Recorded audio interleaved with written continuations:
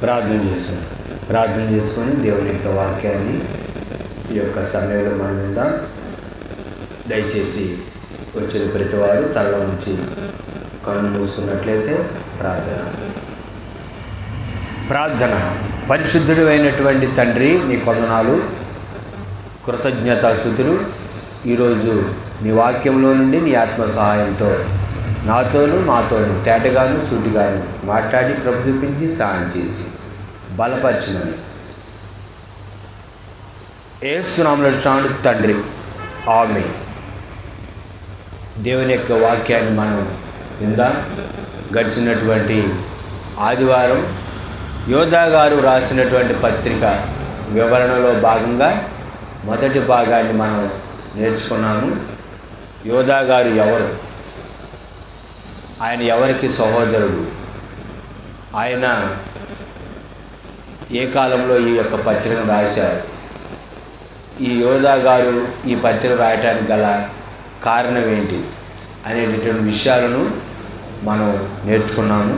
యోధా గారు ఎవరికి దాసుడు అని తనను తాను చెప్పుకున్నారు అనే విషయాలను మనం యోధా గారు రాసినటువంటి పత్రికలో నుండి నేర్చుకున్నాం.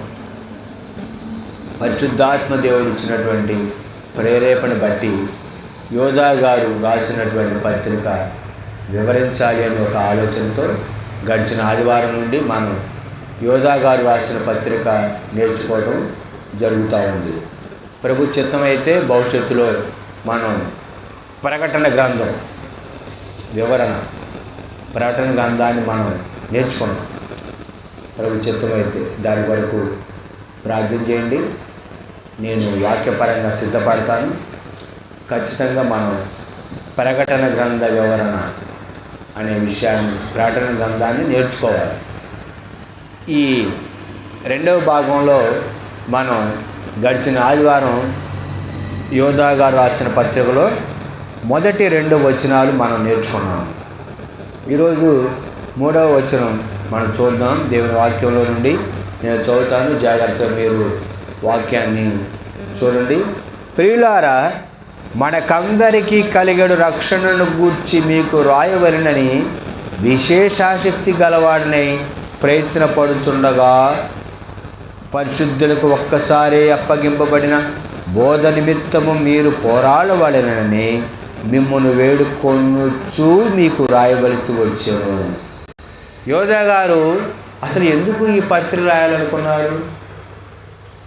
యోధా గారు రక్షణ గురించి పత్రిక రాయాలి అని అనుకున్నారు. రక్షణ గురించి తన యొక్క ఆలోచన ఏంటంటే రక్షణ గురించి వ్రాయాలి అని. కానీ దేవుడు, పరిశుద్ధాత్మ దేవుడు ఆయనకి ఇచ్చినటువంటి ఆలోచన ఏంటంటే రక్షణ గురించి కాదు నువ్వు రాయవలసింది, బోధ నిమిత్తం రాయాలి. దేని గురించి? బోధ. రక్షణ గురించి వ్రాయాలి అని ఆయన ప్రయత్నం చేస్తూ ఉన్నాడు. రక్షణ గురించి వ్రాయాలి అని ఆయన ప్రయత్నం చేస్తూ ఉంటే పరిశుద్ధాత్మ దేవుడు ఆయనతో ఏమని చెప్పారంటే, నువ్వు రాయవలసింది రక్షణ గురించి కాదు, పరిశుద్ధులకు ఒక్కసారి అప్పగింపబడినటువంటి బోధ నిమిత్తము నువ్వు రాయాలి అని పరిశుద్ధాత్మ దేవుడు ఆయనకి తెలియజేశాడు. బోధ ఈనాడు కూడా అవసరమైంది. సంఘానికి, క్రైస్తవ సమాజానికి అవసరమైంది ఏంటంటే బోధ. అదే బోధ, అపోస్తుల బోధ. ఏ బోధ? అపోస్తులు, పరిశుద్ధాత్మ దేవుడు అపోస్తుల ద్వారా ఏదైతే ప్రకటించారో ఆ బోధ మనకి కావాలి. ఏ బోధ అయినా, చాలామంది ఏమంటారంటే ఎవరైనా దైవసేవకుడే కదండి, ఎవరు చెప్పినా పరిశుద్ధ గ్రంథంలో నుంచే కదండి, ఎవరు చెప్పినా వాక్యమే కదండి,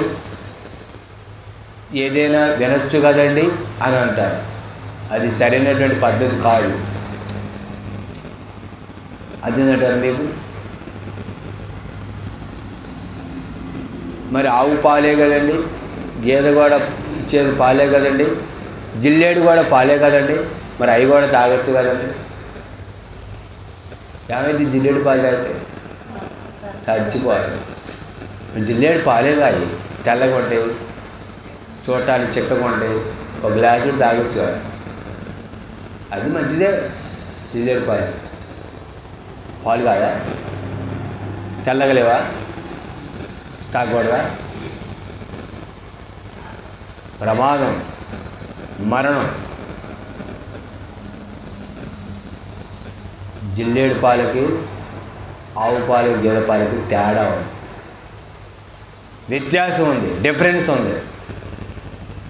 క్రైస్తవ సమాజంలో అనేక మంది దైవజనం చెప్పేటటువంటి బోధకి, కేవలం కొంతమంది దైవజనం చెప్పేటటువంటి వాక్యానికి తేడా ఉంది. అది గమనించాలి, దానిని పరీక్షించాలి, అది తెలుసుకోవాలి. అదే అపోస్తలుల బోధ. పరిశుద్ధాత్మ దేవుడు అర్థమంటారా? పరిశుద్ధాత్మ దేవుడు ప్రవక్తల ద్వారా ప్రవచించి అపోస్తలుల ద్వారా చేసినటువంటి సేవ, కేంద్ర బిందువుగా ఉన్నటువంటి యేసుక్రీస్తు ద్వారా వచ్చినటువంటిదే బోధ. యేసుక్రీస్తు కాలంలో కూడా శాస్త్రులు పరిచయులు కూడా బోధించేవారు. కానీ యేసుప్రభువు వారు ఏమని చెప్పారు? నా మాట వినాలని చెప్పారు. ఏమని చెప్పారు? నా మాట. అదే బోధ. యేసుక్రీస్తు రబ్బూని అంటే బోధకులకు బోధకుడు. రబ్బీ అంటే బోధకుడు, రబ్బూని అంటే బోధకులకు బోధకుడు. యేసుక్రీస్తు కాలంలో కూడా శాస్త్రులు పరిచయులు బోధించారు. కానీ యేసుప్రభువు వారు ఏమని చెప్పారు? ఈయన మాట విని వాడు చొప్పున చేయి ప్రతివాడు బండ మీద తన ఇల్లు కట్టిన బుద్ధిమంతుని పోలి ఉంటాడు. ఈయన మాట వినకుండా వాడి చొప్పున చెయ్యని ప్రతివాడు ఇసుక మీద తన ఇల్లు కట్టుకున్న బుద్ధిహీనుని పోలి ఉంటాడు. ఆత్మీయ జీవితం దేవుని మాటతో కట్టబడాలి. అదేంటారా? దేవుని వాక్యం అనేది దేవుని మాట. కనుక బోధ నిమిత్తము మీరు పోరాడాలి. విశ్వాస విషయంలో మీరు పోరాడాలి. పోరాడవలెనని మిమ్మల్ని వేడుకొనుచు మీకు రాయవలసి వచ్చాడు. ఎందుకు రాశాడు? యోధా గారు మొదటి శతాబ్దము చివరిలో ఈ పత్రికను ఎందుకు రాశాడు? బోధ. క్రైస్తవ సమాజాన్ని గురించి ఎందుకు రాశాడు? బోధ నిమిత్తం. బోధ అదేంటారా? అపోస్తలుల యొక్క సిద్ధాంతం, అపోస్తలుల యొక్క టీచింగ్ విధానం మనకు అవసరం. నేటి సంఘాలలో, నేటి సమాజానికి, క్రైస్తవ సమాజానికి, నేటి క్రైస్తవ సమాజానికి అవసరమైంది ఏంటో తెలుసా? అపోస్తలుల యొక్క టీచింగ్, అపోస్తలుల యొక్క బోధ అవసరం. ఏది పడితే అది అనుకోవాలి. రోగం ఒకటైతే మందు ఇంకోటి ఇస్తే రోగం తగ్గదు. రోగానికి తగినటువంటి మందు అవసరం. ఏదైనా ట్యాబ్లెట్ కాదండి వేసుకోవచ్చుగా అంటే తగ్గిందా? తగదు, రివర్స్ అయింది, మరణమే సంభవించవచ్చు. మరి ట్యాబ్లెటే కాదు కూడా, నీ రోగానికి తగినటువంటి ట్యాబ్లెట్ కావాలి. నీ ఆత్మీయ జీవితం ఎదగటానికి అవసరమైనటువంటి బోధ కావాలి. అదేంటారా? నీ శరీరానికి తగినటువంటి ఆహారం కావాలి. డాక్టర్ దగ్గర తేవటారు. డాక్టర్ గారు తింటూనే ఉన్నానండి, కానీ బలం రావట్లేదు. ఎందుకు? తింటూనే ఉన్నాను నేను. సరిపోదు, కొన్ని పళ్ళు అవి ఇవి తినమ్మా, కొంచెం బలంగా ఉంది. తింటూనే ఉన్నా. అప్పుడప్పుడు మా అమ్మాయి తీసుకొస్తున్నాను, మా అబ్బాయి తీసుకొస్తున్నాను, తింటున్నాను. చాలా కొంచెం తినాలి. ఆత్మీయంగా ఎదుగుతానే ఉన్నా, వాక్యం చదువుతానే ఉన్నా, ప్రార్థన చేసుకుంటానే ఉన్నా, దేవుళ్ళు ఎదుగుతానే ఉన్నా. చాలదో, అపోస్తలుల బోధ కావాలి. పెంచాలి నీ ఆత్మీయ జీవితం ఎదుగుదలకు. కొంత శ్రద్ధ కలిగి ఉన్నారు. కనుక ఎందుకు యోధా గారి పత్రిక రాశారంటే బోధ నిమిత్తం రాశారు. ఈనాడు యూట్యూబ్లో వస్తున్నటువంటి అనేక మంది చెబుతున్నటువంటి వాక్యం వినకూడదు. మనం కేవలం కొంతమంది చెప్పే వాక్యం వినాలి. అప్పుడే మన జీవితాలు ఆత్మీయంగా ఎదుగుతాయి, ఫలిస్తాయి. కనుక ఎందుకు రాశాడు ఈ యొక్క యోధా గారు అంటే, ఈ యొక్క పత్రికను బోధ నిమిత్తము పోరాడవలెనని మిమ్మల్ని వేడుకొంచూ మీకు రాయవలసి వచ్చాను. దానికోసం రాశాడు ఈ పత్రిక. 4వ వచనం, ఏలయనగా కొందరు రహస్యముగా చొరబడి ఉన్నారు. ఎక్కడ? రహస్యముగా. ఎక్కడ చొరబడ్డారు? క్రైస్తవ సంఘాలలో, క్రైస్తవ సమాజంలో. ఏలయనగా కొందరు రహస్యంగా చొరబడి ఉన్నారు. వారు భక్తిహీనులై. ఎవరు వాళ్ళు? భక్తిహీనులు. భక్తిహీనులు అందరూ భక్తులే. మరి ఎవరు భక్తిహీనుడు? ఎవరండి భక్తిహీనుడు? ఎవరి దృష్టికి వారు భక్తులే. నా దృష్టికి నేను, మీ దృష్టికి మీరు, ఎవరి దృష్టికి వారి భక్తులు. అందరూ భక్తులే. మరి ఎవరు భక్తిహీనుడు? అందరూ భక్తులేనా? మందిరానికి వచ్చి అందరూ భక్తులేనా? వేలకు వేలు మందిరానికి వెళ్తున్నారు, అందరూ భక్తులే. మరి ఎవరండి భక్తులు? వారు భక్తిహీనులు. ఏంటి? వారు భక్తిహీనులై. వారు ఎవరయ్యా అంటే భక్తిహీనులు. ఈనాడు క్రైస్తవ సమాజంలో అందరూ భక్తులే అనుకుంటున్నారు. అర్థమైందా? చేతిలో సెటస్కోప్ ఉన్నంత మాత్రం డాక్టర్ గారు, చంకలో బైబిల్ ఉన్నంత మాత్రాన భక్తులు గారు. అది మనం తెలుసుకోవాలి, అది మనం గమనించాలి. కనుక వారు ఎవరైనా వాక్యం చెప్తా ఉందంటే భక్తిహీనుడు.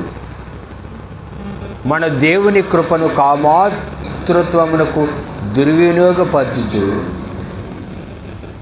మన అద్వితీయ నాథుడును ప్రభు అయిన యేసుక్రీస్తుని విసర్జించుతున్నారు.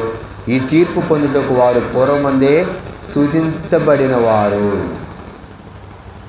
దేవుడు మనల్ని పాపం నుంచి రక్షించిన తర్వాత మరలా మనం పాపం జోలికి అడగం. పాపాత్మురైన శ్రీ యేసుక్రీస్తు ప్రభు దగ్గరికి వచ్చినప్పుడు మరలా ఆమె పాపంలోకి వెళ్ళినట్టు వాక్యంలో ఉందా? వ్యభిచారమందు పట్టమని శ్రీ ప్రభు అయిన యేసుక్రీస్తు దగ్గరికి వచ్చినప్పుడు, అమ్మా ఇక మీదట పాపం చేయకు అని ప్రభువు చెప్పినప్పుడు మరలా ఆమె పాపం చేసినట్టు ఉందా? కానీ ఈనాడు ఎలా ఉంది క్రైస్తవ సమాజం, సంఘాలు ఎలా ఉంది? మరలా పాపంలో వెళ్ళిపోయి మరలా పాపం చేస్తారు. ఉన్నారు. ఆయన గాయాలను మరలా ఏం చేస్తున్నారు? రేపుతున్నారు. ఇప్పుడు గాయం మానుతా ఉందనుకోండి, కొంతమంది ఏం చేస్తుంటారు? గాయం మానుతూ ఉంటే ఏం చేస్తారంటే చేయి పెట్టి ఏలుతో గోగుతుంటారు. గోకినప్పుడు బాగానే ఉంటుంది, మంచిగా ఉంటుంది. తర్వాత ఉంటుంది ఏంటి? మంట. మరలా గాయం ఏమైంది? రెచ్చిద్ది. యేసుక్రీస్తు ప్రభు యొక్క గాయాలను మరలా రేపేవాళ్ళుగా మనం ఉండకూడదు. ఒకసారి నీ కొరకు నా కొరకు మరణించి, నీ కొరకు నా కొరకు బాధపడి, నీ కొరకు నా కొరకు దెబ్బలు తిన్నటువంటి ప్రభు యొక్క గాయాలను మరలా ఏం చేయకూడదు? మనం రేపకూడదు. తోమా గారు ఏమన్నారు? నీవు పొందినటువంటి గాయాలలో ఏలు పెడితేనే కానీ నేను నమ్ముతాను. తోమా గారైతే గాయాలు ఏలు పెడితే నమ్ముతా అన్నాడు. మనమైతే గాయాలు మళ్ళీ ఏం చేస్తున్నాం? అలా మనం ఉండదు. ఆ విధంగా మనం జీవించకూడదు.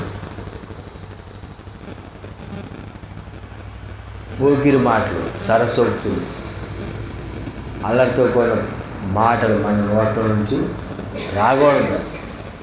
ఇటు పరిశుద్ధులకు తగదు. పాపం నుంచి ప్రభు మనం రక్షించారు, మరలా పాపం జోలిపోవాలి. ఈ శరీరం ప్రేరేపించిందండి. అలవాటు పడిన ప్రాణం కదా. బీడీ తాగేవాడికి నాలుగు గుంజుతుండదు, అలవాటు పడిన ప్రాణం కాదు. ప్రభువుని అంగీకరించిన తర్వాత మళ్ళీ నాలుక గుంజిద్ది. గుంజిద్దా కొనదా? గుంజిద్ది. అదేంత నాలుగు పీగుతుండదు. శరీరం వెళ్ళు, పొడి దగ్గరికి వెళ్ళు, ఒక కట్ట వేడి కొనుక్కో అని చెప్పి. అదేంటారా? కాళ్ళు ఏం చేస్తే వెళ్దామని చూడు, చెయ్యి తీసుకున్నాను చూడు. కానీ పరిశుద్ధాత్మ దేవుడి సహాయంతో నువ్వు అలాగే ఉండాలి. నువ్వు ఇంట్లోనే ఉన్నావు అనుకోండి, నువ్వు ఆ ఇంట్లోనే నీ అంతటి నువ్వు ఇంట్లో ఉంటే, పరిశుద్ధాత్మ దేవుడి సహాయంతో ప్రార్థన చేసుకుని అట్టుంటే వెళ్తావు కొట్టుగాడికి? వెళ్ళవుగా. శరీరం ఆత్మకు, ఆత్మ శరీరంకు విరుద్ధం ఆత్మానుసారంగా నడుచుకునేటప్పుడు మీరు శరీర ఇచ్చను నెరవేర్చరు.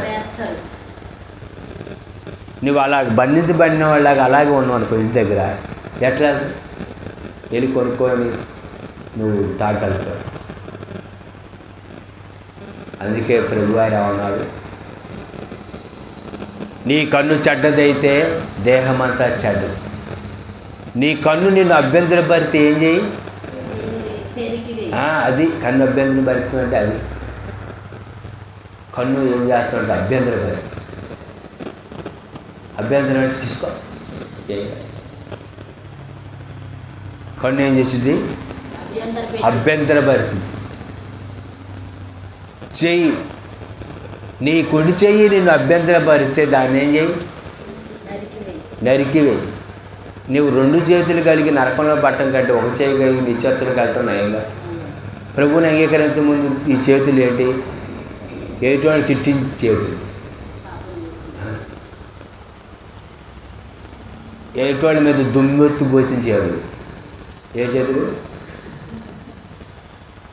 దుమ్మెత్తు పోతారు కొంతమంది వాళ్ళు, ఆ చేతులు. మరి ఇప్పుడు ప్రభువుని అంగీకరించిన తర్వాత కూడా మళ్ళీ ఎవరికి ఈ చేతులు ఏంటి?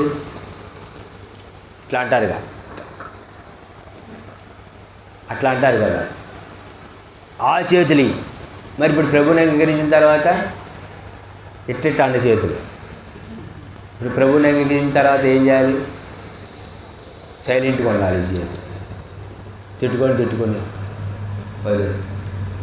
ప్రభు అనే తిట్టుకోండి, మనం తిట్టేటట్టు తప్ప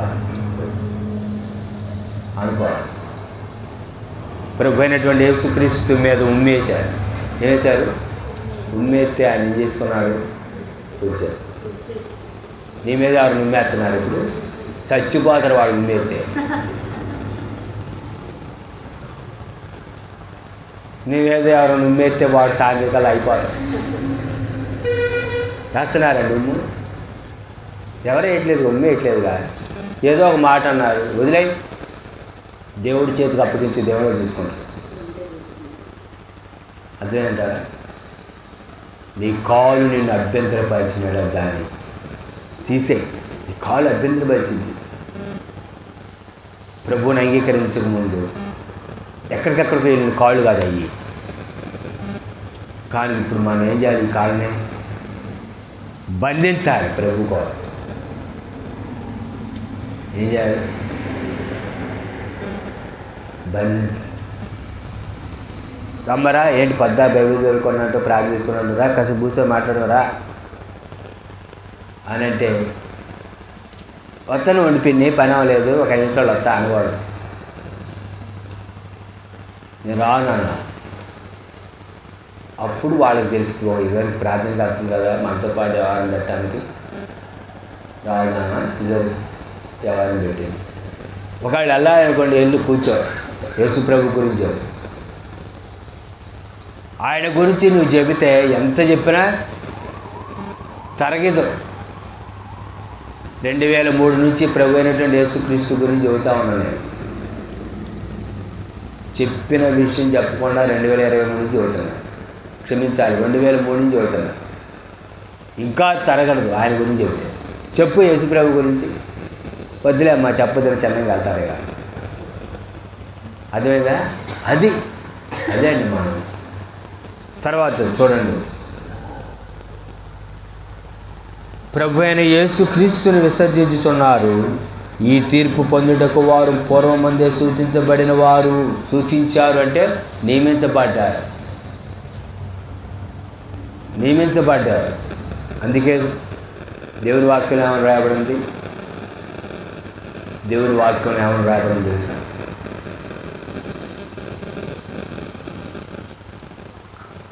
కుక్క వాంతు చేసుకోండి. మళ్ళీ ఏం చేసింది? వాంతుని ఏం చేసింది? తినేసింది. కడగబడినటువంటి పంది మరలా బురదలో దొర్లిద్ది అను సామెత అయింది అన్నమాట. పాపాన్ని యేసుక్రీస్తు రక్తంలో కడుక్కొని మనం మరలా పాపంలో పోతే పందిని శుభ్రం చేసి పందిని శుభ్రం చేసి ఇంట్లో ఉంచితే మళ్ళీ ఏం చేసేది? అది పొరలేకపోద్ది. దాని స్వభావం అది, మార్చుకోవాలి స్వభావాన్ని. అదేంటారా? బురద ఇష్టం పందికి, దానికి అది స్వభావం. మరి గొర్రెపిల్ల బురద అంటితే ఏం చేసిద్ది? అండి అరిసిద్దా? అరవదా? అదే పంది బురద ఉంటే ఏం చేసింది? బొరలాడింది, అటు ఇటుద్ది. కడగబడినటువంటి పంది లాంటి వాడు మరలా బురదలోకి పోవాలి. అదేంటారా? మనలో ఉన్నటువంటి పాపం అనేది వాంతి అయింది.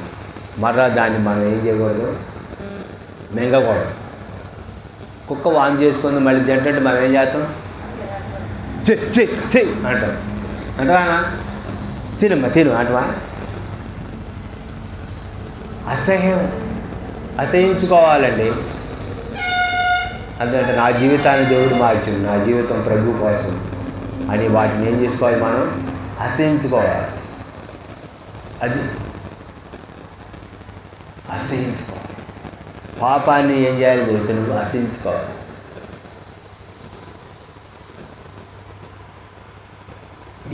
ప్రభువుని అంగీకరించిన తర్వాత పాపం నుంచి బయటకు వచ్చిన వాళ్ళు, పాపంతో ఉన్నటువంటి వాళ్ళ దగ్గరికి వెళ్ళాలంటే అసహించుకుంటారు వాళ్ళు. ఇక వాళ్ళ దగ్గరికి పోవడానికి ఇష్టం, మనసు రాదు. రా అని పిలిస్తే నేను రాను అని వెళ్ళిపోవాలి. అదేందా? ఒక దైవజనుడు ఏమన్నాడంటే, సెయింట్ అగస్టిన్ అనే దైవజనుడు ఏమన్నాడు తెలుసా? పాపం నన్ను పిలుస్తుంది కానీ వెళ్ళటానికి నాకు టైం లేదని. ఏం లేదంటే టైం లేదు, నా సమయం అంతా దేవుళ్ళు కాపాలి అని అన్నాడు. కనుక మనకు సమయం ఉంటే ప్రార్థన చేసుకోవడం, వాక్యం చదువుకోవడం, ఇతరుల గురించి ప్రార్థన చేయడం, ఆ పనిలో ఉండాలి. సమయం ఉంటే కొంతసేపు రెస్ట్ తీసుకోవడం. విందాం దేవుని వాక్యం.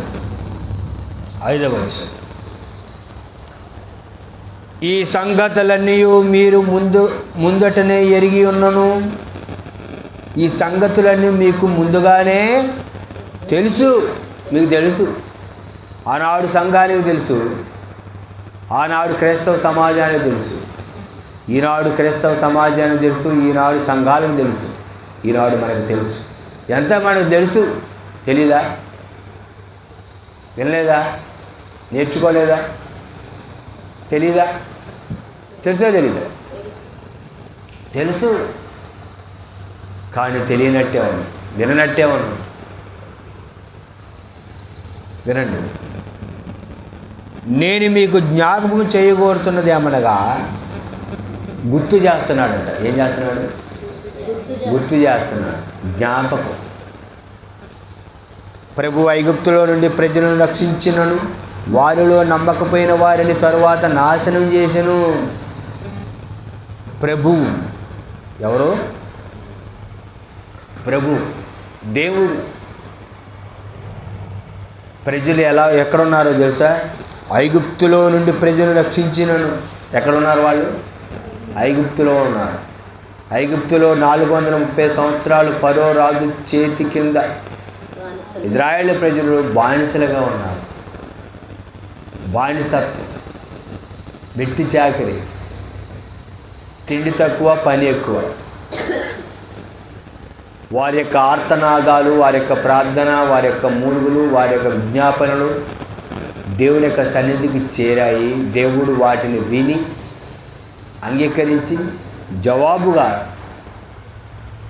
మోషే గారిని దేవుడు మండుతున్నటువంటి పొదలో నుండి మాట్లాడి మోషే గారిని ఏర్పరచుకొని మోషే గారికి బోధించి మోషే గారికి అధికారాన్ని ఇచ్చి ఐగుప్తు దేశాన్ని పంపించి ఇజ్రాయేల్ ప్రజలు దేవుని ఆరాధించడానికి వారు ఐగుప్తు దేశం నుంచి బయటికి రావాలని తెలియజేసి ఐగుప్తులో దేవుడు అద్భుతాలు ఆశ్చర్యకార్యాలు చేసి ఎర్ర సముద్రాన్ని చీల్చి అరణ్యంలో ఇజ్రాయేల్ ప్రజలను 40 సంవత్సరాలు నడిపించారు. పగలు మేఘస్తంభం, రాత్రి అగ్నిస్తంభం, కాళ్ళు వాయలేదు, చొక్కా చెరగలేదు, మాంసం, కొత్తిమీర లాంటి ఆహారం, మన్నా, ఎండ తగలదు, జంతువుల నుంచి ప్రజల నుంచి రక్షణ. ఐగుప్తు దేశం నుంచి ప్రజలు ఏం చేశారు? ఐగుప్తులో నుండి ప్రజలను రక్షించినను వారిలో నమ్మకపోయిన వారిని తరువాత నాశనం చేశాను. నమ్మలా? ఏం చేయాలా? నమ్మలా. ఎర్ర సముద్రాన్ని దేవుడు చీల్చాడు, 2 పాయలు చేశాడు. అరణ్యంలో సనిగారు, గొనిగారు, దేవుడు నమ్మలా. రక్షించినను నమ్మకపోయిన వారిని తరువాత నాశనం చేశాడు. అరణ్యంలో సరుగుతున్నప్పుడు, గొనుగుతున్నప్పుడు సర్పాలు కాటేసి తాపం, సరుగుడు గొనుగుడు చూడండి, అంత భయంకరమైన పాపం. ముఖ్యంగా స్త్రీలైనటువంటి వారు ఎప్పుడు లేదు లేదు లేదు అనకూడదు. దేవుడు ఇస్తాడు అని, అంతేగాని భర్తను నిందించి అవమానించేటటువంటి అదేంట అలా అనుకోండి.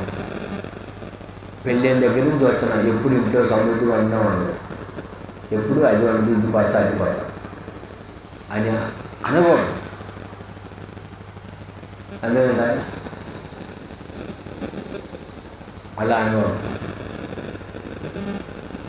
నిజంగా నువ్వు యేసుక్రీస్తు గురించి విశ్వాసం అయితే ప్రార్థన చేయ, మోకరించి, ప్రభు ఇది లేదు, నాకు సహాయం చేయి, మా కుటుంబంలో నా భర్తకు ఆరోగ్యం, శక్తి, బలం, జ్ఞానం.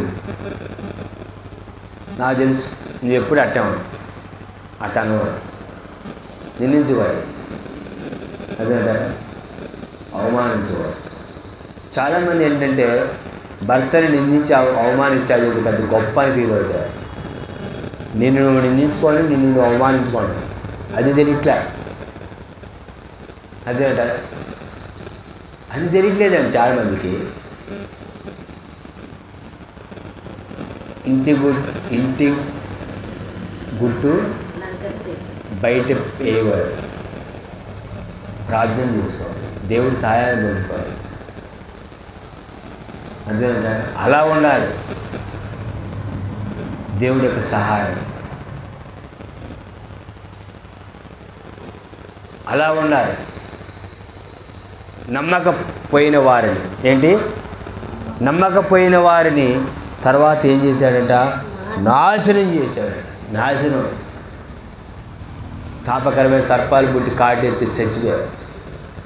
మోషే గారండి చనిపోతున్నారు ప్రజలంటే, అప్పుడు మోషే గారు దేవుడు ప్రార్థన చేస్తే దేవుడు ఇత్తడి సర్పాన్ని చేయమంటే ఇత్తడితో సర్పంలాగా తయారు చేస్తే దాన్ని చూసిన వాళ్ళు బాగుపడ్డారు. దానికి గుర్తుగా ప్రభువైన యేసుక్రీస్తు వారు శిలువలో రక్తం కార్చారు, మరణించారు, ప్రాణం పెట్టారు, సమాధి చేయబడ్డారు, తిరిగి పునరుద్ధానంలో లేచారు. పాపం అనేటటువంటి ఐగుప్తులో నుండి దేవుడిని రక్షించాడు. కానీ అయినా చాలామంది ఈనాడు క్రైస్తవ సమాజంలో సంఘాలలో ప్రభువుని ఏం చేయట్లేదు, నమ్మట్లా. ఏంటి నమ్మట్లా దేవుడిని? ఏమి నమ్ముతానండి దేవుడు అంటారు. నా జీవితంలో దేవుడు ఎన్ని అద్భుతాలు, ఎన్ని ఆశ్చర్యకార్యాలు చేయలేదండి? చేశాడు చేయలేదు. ఐడి పేపర్ మీద రాసుకోండి, ఎన్ని ఉంటాయి లెక్కలేనండి. అయినా దేవుడి మీద నమ్మకం లేదు. ఇంకా ఏ దేవుడు అండి? ఏమిటో నమ్మకం లేదు. నీ నోటి మాటలే ఎట్టున్నాయి? అపనమ్మకం. పేరుకి విశ్వాసులు, మాట్లాడిన అవిశ్వాసం. ఏ దేవుడేనండి? కార్యం చేయట్లేదు, మాటే అవిశ్వాసం. ఇంకెక్కడ కార్యం జరుగుతుంది? అర్థమేంటారా? అందుకని నీ నోటి మాటలు విశ్వాసం మాట ఉండాలి. అర్థమేంటారా? జీవ మరణములు నాలుక వశం. ఏంటి? జీవ మరణాలు నాలుక వశం. ఇప్పుడు ఎవడైనా పాపం 1 అర్ధగంట చచ్చిపోయిన దగ్గర ఉన్నాడు అనుకోండి, వాడి దగ్గర పోయి అయ్యా ఏం కాదులే బతుకుతూలే ఆడు రోగంతో ఉన్నానుకోండి, ఏం కాదులే అయ్యా దేవుడు సహాయం చేస్తారు, మరి దేవుడి మీద ఆధారపడు, మంచిగా ప్రార్థన చేసుకో, ప్రభు సహాయం చేస్తారంటే విశ్వాసం వచ్చి దాయిలో. అదేంటారా? జీవమరణాలు నాలుగు వచ్చి, అంతేగాని చచ్చిపోయిన దగ్గర పోయి ఇదేంటి ఇంకా చచ్చిపోలేదేంటి, చచ్చిపోయి అన్నారు అందరూ అంటే ఆ మాటగా చచ్చిపోతారు వాడు. అందుకనే వాక్యం ఏమన్నా తెలుసా? నలిగిన రెల్లుని ఆయన విరవడంట. నలిగిన రెల్లు అంటే అసలే బాధలో ఉండండి, వీళ్ళు కొంచెం ఏం చేస్తారు, ఇంకా బాధ పెడతారు. మంచి స్వభావం ఏంటంటే బాధలో ఉండండి, బాధ నివారణ జరగాలని చూడడం, వాడు ఇంకా బాధ పెట్టాలి, వాడిని ఇంకా కొమ్మదేయాలని చూస్తారండి. దేవుని వాక్యం ధైర్యపరిచి కనుక ప్రజలు ఐగుప్తులో నుండి ప్రజలు రక్షించిన వారిలో నమ్మకమైన వారిని తర్వాత నాశనం చేశాడండి. నాశనం. భూమి మీద నరులను చేసినందుకు యెహోవా సంతాపం నొందాడు. ఎందుకు చేశాడు? మనం కూడా అనుకో, మనకు నువ్వు పట్టుకుండా పోయేదారా నాకు ఈ బాధ ఉండేది అంటే మన పిల్లల విషయంలో మనం బాధపడినప్పుడు పరలోక తండ్రి మన గురించి ఎంత బాధపడుతున్నాడు అనేది అప్పుడు అర్థమైంది. అప్పుడు దాంట్లో అర్థం కాదు. మరి నా పిల్లలు నా మాట అనకపోతే నేను ఎంత బాధపడుతున్నాను, మరి నేను పరలోక తండ్రి మాట అనకపోతే ఆయన ఎంత బాధపడతారు అనేటటువంటి స్పృహ, ఆ ఆలోచన గ్రహింపు నీకు రావాలి. మన పిల్లలు మన మాట వింటలేదని మనం బాధపడతాం, మరి దేవుడి మాట మనం వింటున్నాం.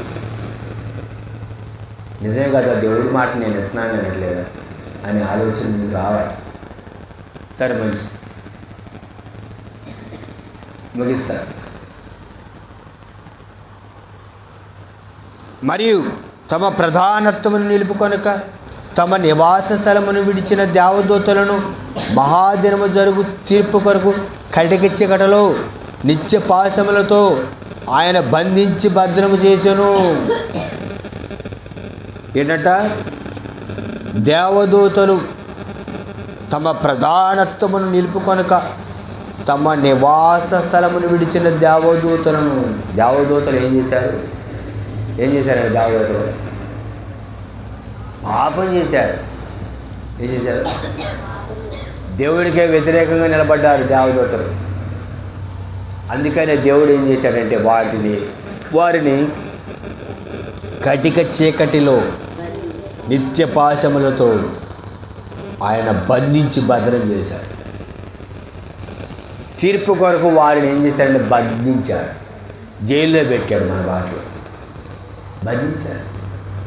దేవుడికే వ్యతిరేకంగా నిలబడ్డారు. ప్రధానత్వాన్ని నిలుపుకోవాలా. దేవుడు మంచి స్థాయి ఇస్తే దేవదూతలు ఆ స్థాయిని నిలుపుకోకుండా దేవుడి మీద తిరుగుబాటు చేసి అపవాదికి అనుచరులుగా మారి దేవదూతలే అపవాది మాట వినటం ద్వారా దురాత్మలయ్యారు. వాళ్ళే దురాత్మ. అంతేంటారు. చనిపోయిన వ్యక్తి దెయ్యం అవడు. దేవదూతలే దేవుడు మాట వినకుండా తిరుగుబాటు చేసి అపవాది మాట విని అపవాది అనుచరులుగా వాళ్ళు మారారు. కాబట్టి వారు ఏమయ్యారంటే దురాత్మలయ్యారు. వారే దెయ్యాలు. చాలామంది అంటారంటే మనుషులు దెయ్యాలంటారు. అంతేంటారు. మా తాతయ్య తెచ్చిపోయిందండి, రాత్రి కళ్ళ కనపడతండి, ఒక 50 గారెలను 2 కేజీలు పరమాణం పెట్టమనండి, కొత్త బట్టలు పెట్టమండి. ఆ కొత్త బట్టలు ఆ గారెలు పరమాణం అంతా మీకే. ఇదంతా ఏంటండి? ఇదంతా ఏంటంటే భ్రమ.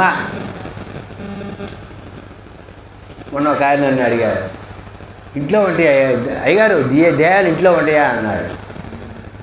అయ్యగారంటే దెయ్యాలు ఇంట్లో ఉంటాయా అంటే నేను ఇంట్లో ఉండవు, దెయ్యాలు ఒంట్లో ఉంటాయా. ఎక్కడ ఉంటే దెయ్యాలు? ఒంట్లో ఉంటే దెయ్యాలు ఇంట్లో ఉండవు. 14 సంవత్సరాల నుండి నడుము వంగిపోయిన స్త్రీ, ఈమె కూడా అబ్రహాము కుమార్తె. కాకపోతే దెయ్యం బట్టి 14 సంవత్సరాల నుండి నడుము వంగిపోయింది. అదేంట మోగదైన చెవిటి దెయ్యం. దెయ్యాలు ఉండేది ఒంట్లో, శరీరంలో, బాడీలో ఉండేవి దెయ్యాలు. సేనా మేము అనేక దెయ్యాలు ఒక్కళ్ళలోనే ఉన్నాయి. దెయ్యాలు ఉండేవి శరీరంలో, ఒంట్లో, బాడీలో. ఇంట్లో దెయ్యాలు ఉన్నాయి. నీలో దెయ్యం ఉంటే ఇంట్లో దెయ్యం ఉన్నట్టే. అదే చాలామంది అంటారు, కాలు కొట్టుకుంటారు అర్ధరాత్రి పాటు వచ్చేటప్పుడు, నీతో పాటు దెయ్యాలు వస్తాయి. ఆయనతో పాటు ఎందుకు వస్తే దెయ్యాలు? ఆయనలో దెయ్యం ఉంటే మళ్ళీ ఆయనతో పాటు వస్తాయా? చుట్టాలు ఏంటాయి రావటానికి?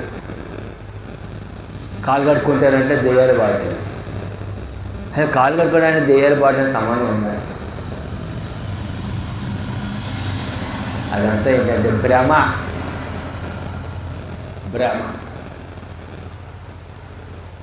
నీలోనే దెయ్యం అంటే నీలో దెయ్యం అంటే పరిశుద్ధాత్మ దేవుడు లేకపోతే మనుషులు ఏముంటుంది? దెయ్యం ఉంటే దేవుడు అని ఉండాలి, లేకపోతే ఈ రెండే, మూడోవాడు ఎవడు లేడు. అందుకని ప్రభు ఏమన్నారు తెలుసా?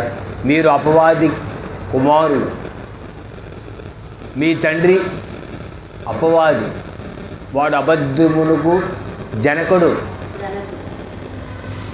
యూదులను యేసుక్రీస్తు ప్రభువారు ఏమన్నారంటే మీరు అపవాది పిల్లలు, అబ్రాహాము పిల్లలు కాదు అని అన్నాడు. అబ్రాహాము ఉన్న క్రియలు మీలో లేవు, కానీ మీరు అపవాది పిల్లలు. మీరు అపవాది యొక్క పిల్లలు.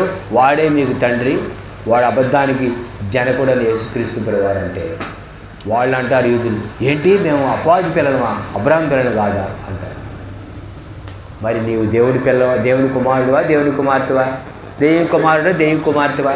ఎవరు నువ్వు?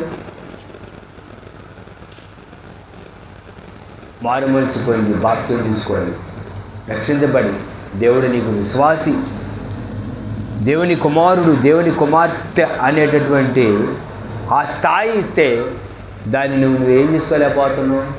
నిలుపుకోలేకపోవడం. తమ ప్రధానత్వము నిలుపుకోవట్లేదు దేవదూతలు. కొంతమంది వాడు సైకిల్ దొక్కుతుంటే వాడు సైకిల్ ఎట్టి ఊగుతాడు. యారా నిలుపుకొని వాడు నీకు సైకిల్ ఎందుకురా? అంటారంట. విశ్వాసంలో నువ్వు నిలకడగా ఉండాలి. ఎలా ఉండాలి? విశ్వాసమునందు నిలకడగా ఉండవలనే నువ్వు మనం అనేక శ్రమలు అనుభవించి పరలోక రాజ్యానికి వెళ్ళాలని అపోస్తలుడు హెచ్చరించారు. అపోస్తల కార్యాల గ్రంథంలో ఈ మాట ఉంది, హెచ్చరించారంట. ఏం చేశారు?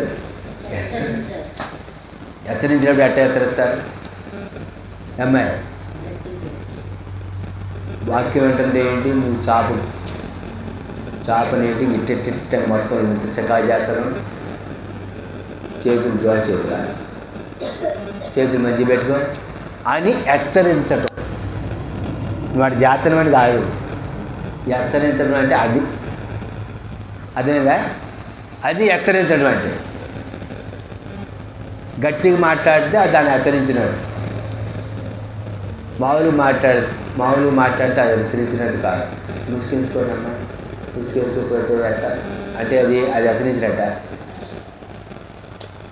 ముసుగేసుకోండి, ఏందమ్మా తల్ల ముసుగులేదు అంటే అది హెచ్చరించినట్టు. అపాయము, ఇది ప్రమాదకరమైన మలుపు, జాగ్రత్తగా వెళ్ళండి అని అక్కడ 2 ఎముకలు మధ్యలో పుర్రి బొమ్మ వేసాడు. డేంజర్, అపాయం అని. జాగ్రత్తగా వెళ్ళు, లేకపోతే చచ్చిపోతే నువ్వు కూడా ఇట్లా తయారయ్యేది కదా. నీ ఎముకలు కనపడితే నీ మాంసం అంతా కూడా పురుగు తిని చివరికి పుర్రి మిగిలిపోతారా. జాగ్రత్తగా వెళ్ళి ఈ మలుపు తిరిగేటప్పుడు అది హెచ్చరిక. ట్రాన్స్ఫార్మర్ మీద బొమ్మ వేసాడు, పుర్రి బొమ్మ, హెచ్చరిక. చచ్చిపో, కరెంట్ ఇది పట్టుకోవాలి, కాలితే బూడిదైపోవాలి, హెచ్చరిక. దేవుని వాక్యం కూడా ఎటువంటిదంటే హెచ్చరిక. మత్స్యకారులకు హెచ్చరిక, 4-5 రోజుల్లో తుఫాను ఉంది, ఎవరు సముద్రపు వేటకి వెళ్ళొద్దు, హెచ్చరిక. సముద్రం లోతుగా ఉంది, బలమైనటువంటి గాలులు వేస్తూ ఉన్నాయి, కెరటాలు అలలు ఎగిరి పడతా ఉన్నాయి, జాగ్రత్తగా వెళ్ళండి అంటే ఏంటది? హెచ్చరిక. ప్రభుత్వం వారు హెచ్చరిక. పరిశుద్ధాత్మ దేవుడు వాక్యం ద్వారా హెచ్చరిక. ఏం కాదు, తుఫాన్ అయితే ఆగింది, దాన్ని పడవేసుకొని పోతే మునిగిపోయి తీరానికి రావు, మళ్ళీ అడ్రస్ ఉండదు సముద్రం. అదే పరిశుద్ధాత్మ దేవుడు యోధా గారు రాసిన పత్రికలో నుంచి చేస్తున్నటువంటి హెచ్చరిక. తమ ప్రధానత్వం నిలుపుకొనగా దేవదూతలు పాపం చేశారు. కటిక చికటి గల బిలామును బంధించాడు దేవుడు. దేవుడి మాట ద్వారా సృష్టించబడినటువంటి దేవదూతలు పాపం చేశారని దేవుడు విడిచిపెట్ల. దేవుని పోలికగా ఉన్నటువంటి నిన్ను నన్ను దేవుడు సృష్టించి తయారు చేసి దేవుడిలో ఉన్నటువంటి ప్రాణాన్ని ఆత్మను మనలో ఉంచి వాడి నాసికారంధ్రంలో జీవవాయువును వదగా నరుడు జీవాత్మాయను అన్నట్టు మనలో దేవుడు ఆత్మ ఉంటే మనం పాపం చేస్తే దేవుడు వదిలిపెడతారా? పొర్రపాటును కూడా వదిలిపెట్ట. అంతేంటారా?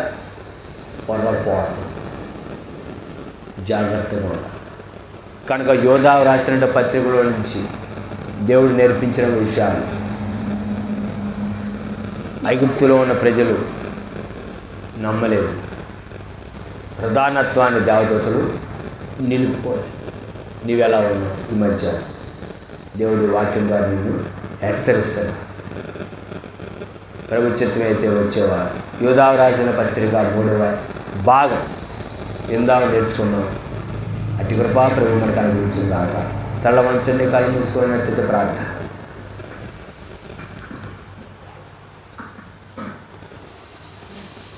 దేవుని యొక్క వాక్యాన్ని వినండి. యోధా రాసినటువంటి పత్రిక వివరణ 2వ భాగం వినండి, వాక్యాన్ని నేర్చుకోండి. మొదటి భాగం వీడియోలో ఉంది, చూడండి. మరి చిన్న మనవి, సబ్స్క్రైబ్ చేసుకున్న వారు దేవుని వాక్యం వినట్లేదు. మరి ఎవరైతే వింటున్నారో వారిలో చాలామంది సబ్స్క్రైబ్ చేసుకోవట్లేదు. కనుక ఈ మనవి మీరు అంగీకరించండి. మరిన్ని ఆత్మీయ సత్యాలు వాక్యానుసారంగా మీరు నేర్చుకోవాలనుకుంటే మా యొక్క మోస్ట్ హై ఫెలోషిప్ అనే యూట్యూబ్ ఛానల్ మీరు సబ్స్క్రైబ్ చేసుకోండి, లైక్ చేయండి, షేర్ చేయండి. మీరు అయిన సూచనలు సలహాలు కామెంట్ రూపంలో మాకు తెలియజేయండి. అంతవరకు ప్రభు కృప తోడే ఉండి నడిపించిన గాక. మన ప్రభువును రక్షకుడైన యేసుక్రీస్తు నామములో మీ అందరికీ వందనాలు తెలియజేస్తున్నాను. మీ యొక్క ఏవైనా ప్రార్థన అవసరాలు ఉంటే స్క్రీన్ మీద వస్తున్న మా ఫోన్ నెంబర్కి ఫోన్ చేయండి. అంతవరకు ప్రభు కృప తోడే ఉండను గాక. అందరికీ వందనాలు. దేవునికి స్తోత్రం. ఆమేన్.